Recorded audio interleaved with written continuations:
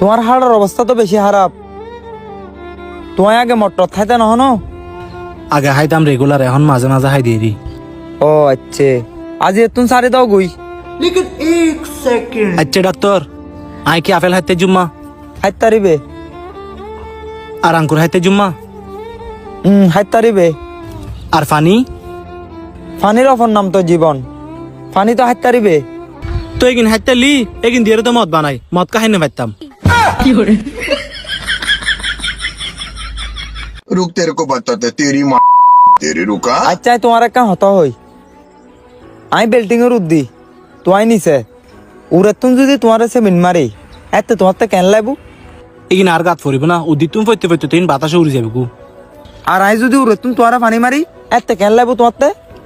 Kelai R I busy যাই দেরি, আতে তো কিছু হইতো না। আর কিছু হইতো নুন।